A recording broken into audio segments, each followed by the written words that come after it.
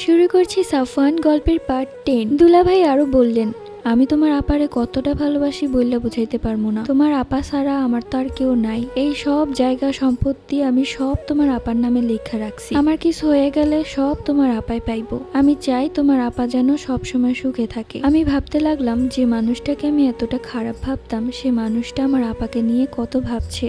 দুলাভাই আবার বললেন, তুমি একটু বুঝাইও তোমার আপারে। আমি তো কত বুঝাইছি কিন্তু সে বোঝে না। সে একটা কথাই ভাবে আমার চরিত্র খারাপ, এই জন্য নাকি আমি তারে বিয়ে করছি। বিয়া শাদী সব আল্লাহর হাতে, আমার কি করার আছে কও। দেখো কত রাইত হয়ে গেছে, তোমার আপা এবার আমারে না দেখলে কি না কি ভাববো। যাও তুমি ঘরে গিয়া ঘুমায় থাকো, আমি একটু পর আইতাছি। তখন দুলাভাইকে জি আচ্ছা বলে আমি চলে যেতে লাগলে তিনি পেছন থেকে বললেন, সাবধানে যাও, আজকে নাকি তুমি পিছলা খায় পড়ে গেছো, ব্যথা পাইছো। আমার আগে কইবা না, তাইলে আমি তোমার ডাক্তারের থেকে ওষুধ আইনা দিতাম। আমি তখন কিছুটা লজ্জা পেয়ে দুলাভাইকে বললাম, আরে দুলাভাই আমি তেমন একটা ব্যথা পাইনি, এমনি একটু পড়ে গিয়েছিলাম। এরপর ঘরে গিয়ে শুয়ে ভাবতে লাগলাম, মানুষের আসল সৌন্দর্য মন, গায়ের রং কি এসে যায়, মনটাই তো আসল।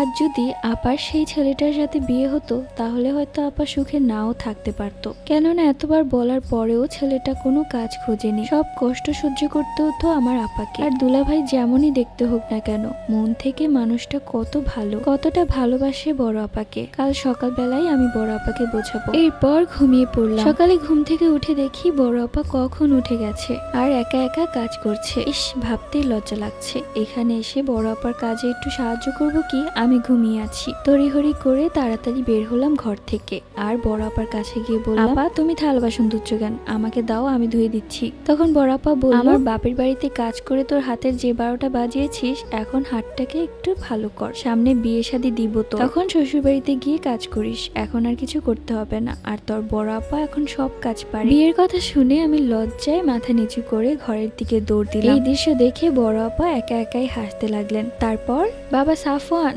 কোথায় তুই? এই তো মা রেডি হচ্ছি। কেন, কি হয়েছে, কিছু লাগবে? রেডি হচ্ছিস, ভালো কথা, চল তোর নানু বাড়িতে যাবো। মায়ের শরীরটা বেশ ভালো নয়, একটু গিয়ে দেখে আসি, মনটা কেমন করছে। না মা তুমি যাও নানু বাড়িতে, আমি যাবো না, ওই বাড়িতে আমার ভাল লাগে না। ইস, তুই এরকম কেন, তোর বাবার মতো। আচ্ছা ঠিক আছে চলো, কিন্তু তোমাকে আমি দিয়ে আবার চলে আসবো। আগেই নানু বাড়িতে যেতে ভাল লাগতো ঢাকায়, কিন্তু ঢাকার বাড়ি বিক্রি করে সে গ্রামে চলে গিয়েছে। ইস, এত কথা বলিস কেন, গ্রামই ভালো, সেখানে সব টাটকা টাটকা সবজি মাছ পাওয়া যায়। আচ্ছা আচ্ছা চলো, আমার আবার দেরি হয়ে যাবে। আচ্ছা তুই এত সুন্দর করে সেজেগুজে কোথায় যাচ্ছিস? বন্ধুদের সাথে একটা জায়গায় যাব। বন্ধুদের সাথে নাকি কোনো পরীর সাথে দেখা করতে যাবি? হায়রে মা, তুমি যে কি বলো, কত শত শত পরী আমার পেছনে ঘুরে, আমি পাত্তা দিই না।